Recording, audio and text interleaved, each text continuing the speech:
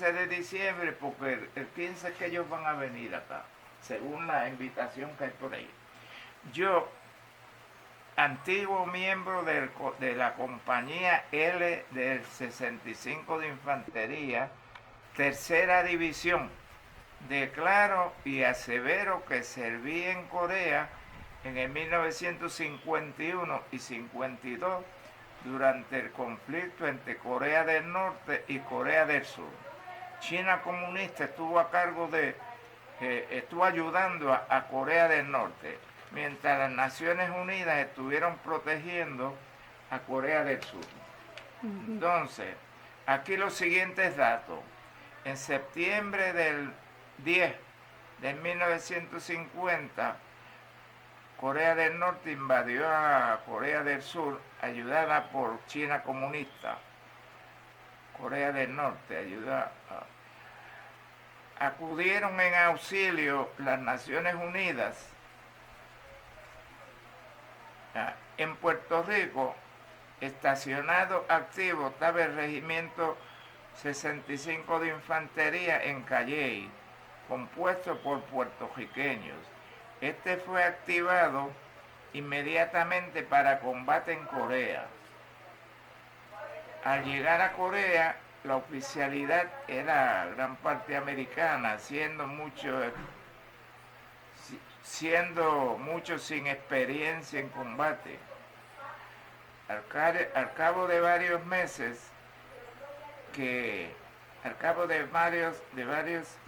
había que reemplazar las bajas por muertes, heridos y desaparecidos en combate. Del 65 original que fue a Corea,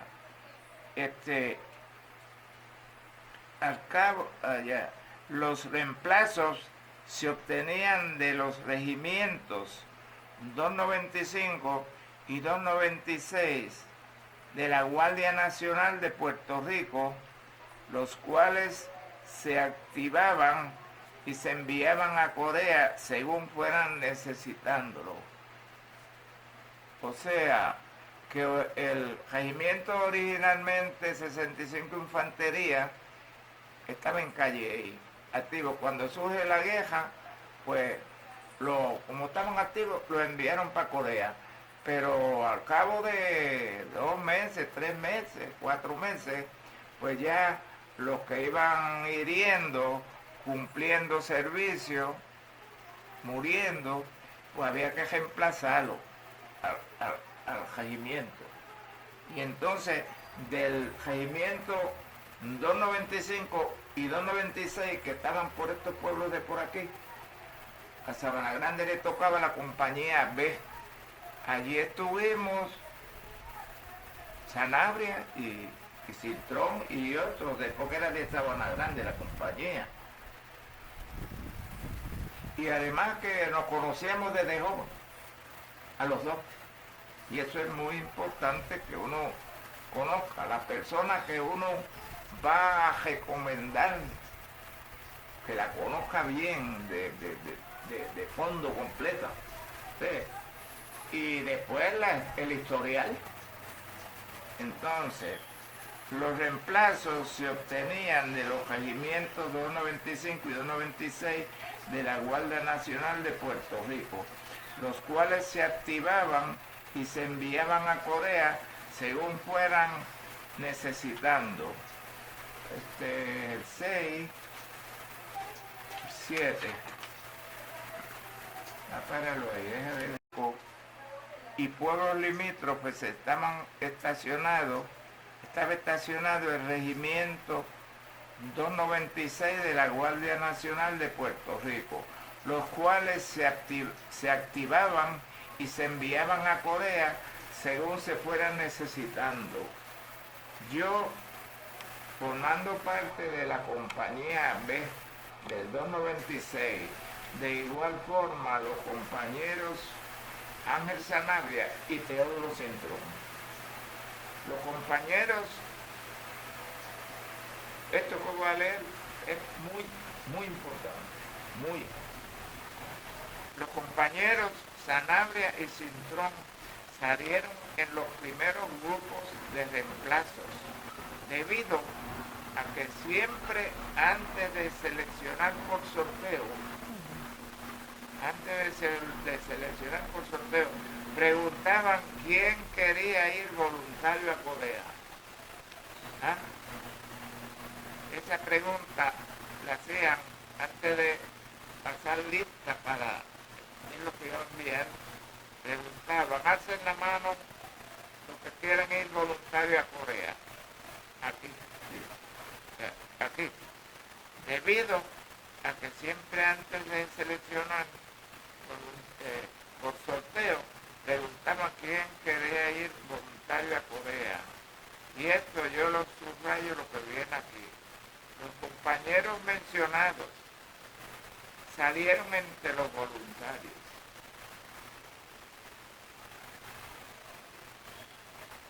Salieron entre los voluntarios, no eran que si caían en una lista, no, sino voluntariamente salieron. Eso yo lo subrayo. Para ese tiempo estamos en el campamento Los Civil de Juana Díaz. Más tarde seguíamos en grupos según se fueran necesitando reemplazos. Más tarde, cuando salió uno de los reemplazos, fui a Japón. Más tarde, cuando salí en uno de los grupos de reemplazo, fui a Japón. Y luego continuamos a Corea. Desembarcamos en Seúl, capital de Corea del Sur. Y de allí cruzamos Corea siguiendo el paradero 38, que es la colindancia entre las dos Coreas. Viajamos hasta algún sitio colindando con el río Enjin, entre las dos líneas de combate.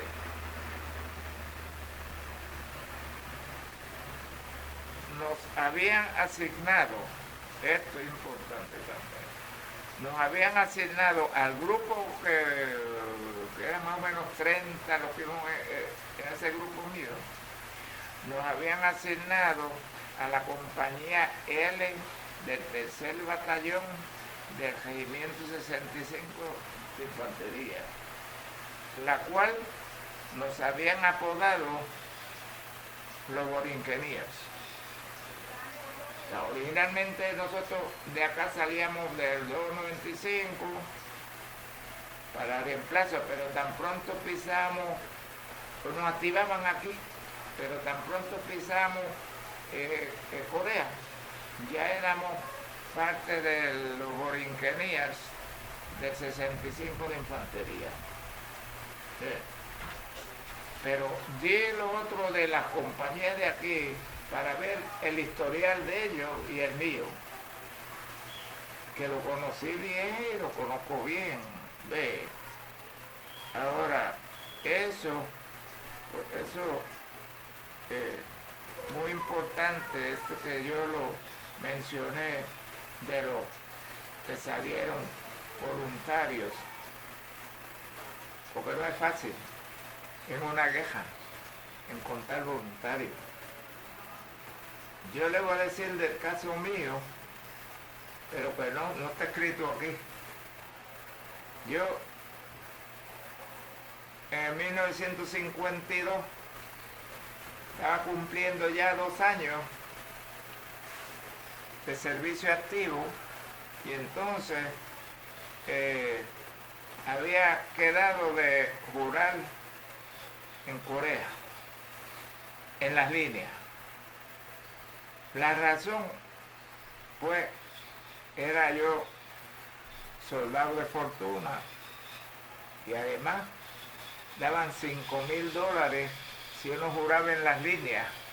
$5,000 eran más de $100,000 ahora, en el 50, cuando el salario de un soldado de nosotros era 57 pesos al mes, 57 al mes. Imagínense 5,000 pesos. Bueno, pero yo siempre había uno que fue conmigo también, Manuel Santiago, de Santana, que siempre me decía, Chago, cuando cumplamos, juramos aquí. Y yo decía, sí, juramos, sí. Cada rato, Chago, juramos, sí, juramos. Pero una noche que estábamos en un resting area, que no era resting area nada, era working area, era como 15 kilómetros detrás de las líneas. Después que uno estaba varias semanas sin bañarse ni afeitarse, pues nos pasaban a como 15 kilómetros atrás y en los resting areas, ahí pues, en vez de vivir en búnker de 4 pies de alto y 6 por 6, pues dormíamos en catre. Pero nos tenían haciendo maniobra. No era resting area, haciendo maniobra. Pues nos daban cerveza gratis y dulces y cigarrillos. Y esa noche pues me dice Manuel, Chago, se están yendo los de nosotros. Me lo dijo con esa pena y nos habíamos dado unas cuantas cervezas. Yo dije, Manuel, si tú quieres, nosotros juramos aquí, los dos que somos más viejos que estamos aquí en el pelotón, juramos aquí. Si quieres, pues nos vamos. Siempre estamos en las jugadas de topos y barajas y esa demás.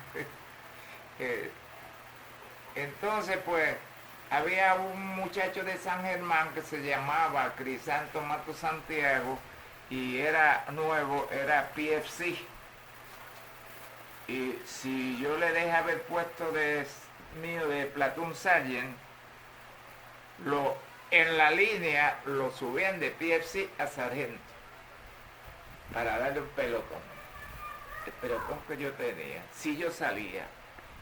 Y el muchacho, pues, muy tratable, decía, yo pues no fumo, no tomo, no me enamoro, porque yo soy el que mantengo mi mamá que es viuda y una hermana. Cuando la hermana mía termine de estudiar y entonces cuida a mi mamá, pues entonces yo me caso, me beso, me enamoro. Entonces, todos los días me decía, Chago, ¿cuándo te vas? Y yo decía, no me voy. Chago, ¿cuándo te vas? Ese día, cuando yo le dije que me iba a venir acá, me cogió al hombro de la alegría. Porque en vez de 55 pesos que iba a recibir, pues al subir al sargento le daban como 10 pesitos más, que era mucho, pero para aquel tiempo. Entonces, pues, eso no tiene que ver con lo que estoy diciendo, es una cosa que le pasan a uno en la vida, porque cuando yo venía por San Francisco, decidí venir, juraba acá, después de Correa, pues juraba acá, y como lo hice, entonces, yo vengo, el barco viene llegando al Golden Gate de California, y era por la mañana tempranito, y entonces yo estoy mirando así el Golden Gate y eso, y viene uno y me da un periodiquito del barco, y eso en el barco lo que venía, lista, muertos, heridos y desaparecidos. En la lista de los muertos estaba nombre Crisanto Mato Santiago, el que me reemplazó a mí. Que si yo me quedo, ese estaba para mí, porque fue un reconocimiento. Pero me dio tanta pena que yo decía, si me pasa a mí, era joven, 18 años, me daba tanta pena como el muchacho. Bueno, ese es un paréntesis que yo hice ahí, pero ya yo le había leído a ustedes de donde los compañeros, de cuando salieron para afuera, ustedes habían asignado a la compañía L, nos habían asignado cuando yo llegué porque hubo un tiempo, ellos se fueron adelante, como yo dije, pues fueron los grupos primero, porque fueron voluntarios y después los otros grupos eran por sorteo, que iban grupos de 30, de 40, así. Entonces, dice, nos habían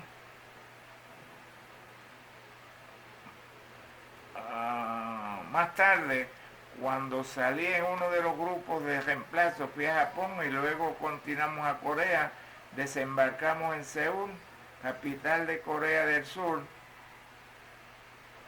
que allí cruzamos a Corea siguiendo el paradero 38, que es la colindancia entre las dos Coreas.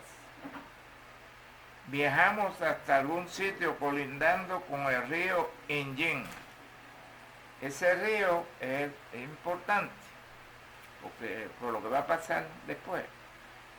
Entre las dos líneas de combate estaba el río Injin. Había una cadena de montañas, estaban los chinos y los norcoreanos, y como de 4 a 6 kilómetros al otro lado había otra cadena de montaña y estábamos en las Naciones Unidas, y entonces en el medio de los dos había un llano que ahí estaba el río Injin. El río Injin. El río Injin, los comandantes, había un pequeño cerrito, porque si ustedes vieron la película, pues ahí dan unos cuantos cerritos que creían que estaban vacíos, pero ninguno de ellos que estaba entre las dos líneas estaba vacío, estaba forjado de chinos y norcoreanos. Lo que pasa es que ellos eran expertos haciendo bunkers. Empezaban con una cuevita así y después seguían como las hormigas agrandando dentro, y ahí hacían donde vivían ellos, ¿verdad? En el campo de batalla. Entonces, y eso era a mitad de seco y las bombas caían y no le hacían nada porque estaban hondos para abajo. Entonces,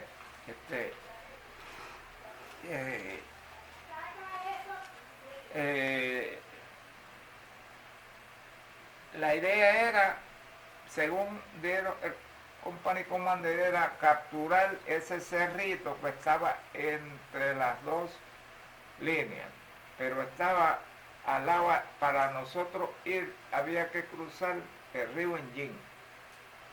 Inteligencia entre comillas, había informado que el río estaba helado,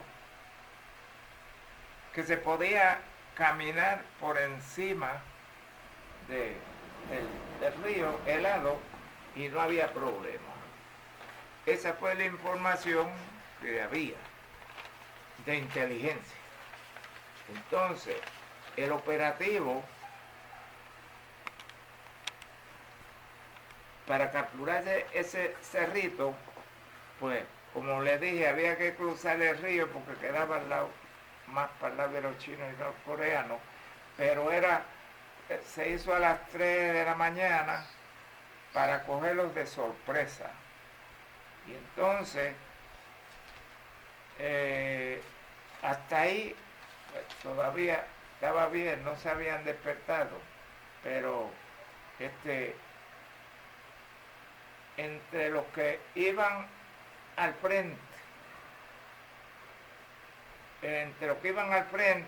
iban los dos compañeros, porque alguien de los demás los vieron que iban adelante, ¿ves?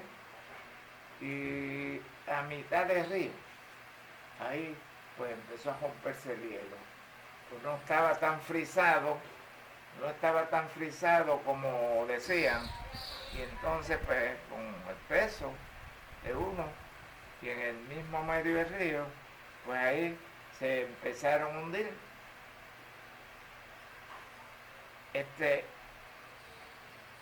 Los que yo hablé con ellos, los compañeros, otros demás compañeros, decían que Ángel y Teodulo iban adelante, al frente. Cuando empieza el tiroteo, pues, ¿qué pasa? Que cuando cayeron en el río, las armas se hicieron hielo. Las armas al mojarse, ¿verdad? Pues se hacían hielo y se trancaban. Entonces, pues, ahí en el escatateo, porque entonces unos tuvieron que virar para atrás, y ahí pues los chinos llegaron y despertaron y pegaron a disparar, los chinos y los norcoreanos, y ahí pues lo de la compañía tuvo que virar, pero entonces ahí fue que los que quedaron muertos para el lado de nosotros, pues los llegaron a recoger, pero si había algunos en el agua no frisada, pues menos, porque era frito, ahí estaban velando los chinos y los coreanos, y de sacarlo del agua una persona buscando, había que pescar en el agua con hielo. Entonces, pues, cuando yo llego, como dice aquí, que yo llegué como a las 5 de la mañana y estaban reunidos ya contando, porque yo, cuando empecé el operativo, yo estaba como a 4 kilómetros viajando hacia las líneas, y nos oíamos cuando pasaban los proyectiles por encima de la cabeza de nosotros. Ahí pues faltaron los compañeros. Ahí fue que yo supe en Corea que ellos estaban en la compañía L igual que yo. Pero la compañía L, pues, digamos desplegada así, pues uno no podía salir de la línea porque le disparaban, de lejos lo veían. Y uno se comunicaba entre los bunkers, la vivienda, quieren saber, pues la vivienda era de 6 pies por 6 pies, 6 de ancho y 6 de largo y 4 pies de alto. Allí en cada búnker vivíamos 2. Uno hacía guardia por 8 horas al frente, en la puerta del búnker, que no vinieran a atacar de sorpresa, y el otro descansaba dentro. Y entonces, pues, cuando cumplía 8 horas que estaba velando, pues, se turneaban, y entonces, pues, el que terminaba de las 8 horas se acostaba a descansar en el búnker. No podía uno levantarse nada más que porque tenía 4 pies de alto, y entonces arriba el techo era tronco de pino, y el hueco de 6 por 6 que uno entraba allí, y ahí descansaba y hacía todo. Para hacer una necesidad, pues tenía que salir del búnker así, bajitito, así ñangotado, con una zanja al frente ahí. Ese para hacer las necesidades del 1 y el 2, para afeitarse y bañarse, pues ahí no, cero. Si acaso algún día, pues uno se lavaba con agua en el helmet, cogía un poquito de agua y se lavaba. Bueno, por eso era que ahí uno estaba 1 mes, 2 meses, según, y entonces de ahí reemplazaban a uno con gente fresca que estaba en descanso 12, 15 kilómetros atrás, en el resting area. Como yo dije, no era resting, se ponían a hacer maniobras con bala viva, pero lo malo era, yo no sé, ¿qué tiempo tú estuviste en el ejército? Vietnam. Campo de batalla, ¿para qué tú necesitas marchar 1, 2, 3, 4? 1, 2, 3, 4. No sé, eso es ridiculez. Cuando tú se supone que estés descansando ahí, ¿y para qué? Eso se hace cuando esté en Garrison, que, ¿verdad? Para marchar 1, 2, 3, 4. Entonces, un teniente que nosotros teníamos de Company Commander se empeñó, el batallón que hizo el comandante de batallón. Le estoy dando un ejemplo para que veas cómo de lo que dice la película, que lo más fuerte no fue el título que tiene la película, porque habían ridiculeces, porque ese coronel quiso que se hicieran ejercicios de drill, las compañías del batallón, ahí cayó la L de nosotros. Entonces nos dice, yo quiero que ustedes salgan primero, ¿ven? Del batallón, de las 5 compañías, pues que nosotros saliéramos número 1.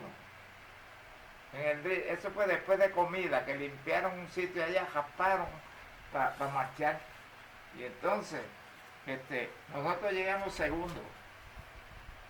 Entonces nos cogió. Pero como ustedes llegaron segundo, no ganaron, llegaron primero, van a tener una semana de drill, 1 hora de drill. Después de comida, después de las 6, marchar así, una ridiculez. ¿Para qué? Y ocurrieron otras cosas más más difíciles. Por eso es que eso, especialmente los que salían de West Point, luciendo la rayita, para lucirla, saludar siempre se saludaban, pero hacer cosas así ridículas no. Y le costó la vida a muchos de ellos y muchos de nosotros y otros más por las sandeces de ellos. Bueno, pues entonces ya yo creo que ya salimos hacia la línea de combate. Allí vimos los primeros disparos de armas cortas y largas cuando nos faltaban por llegar alrededor de 4 kilómetros. Por el aire pasaban los proyectiles, pero lo que yo iba a decir, y otra vez donde justifico lo que esto. Aseguro que los compañeros Ángel Sanabria y Teodoro Cintrón merecen que se les rinda un reconocimiento por haber dado sus vidas valerosamente por el bien de la democracia. Ahí termina el coronel ese tiempo, Cordero, que tenían que llevar comida caliente a las líneas, lo más cerca posible de las líneas. Y había veces que estaban comiendo y no se podía amontonar uno aquí, otro allá, y cayeron 2 balas de mortero, muchachos.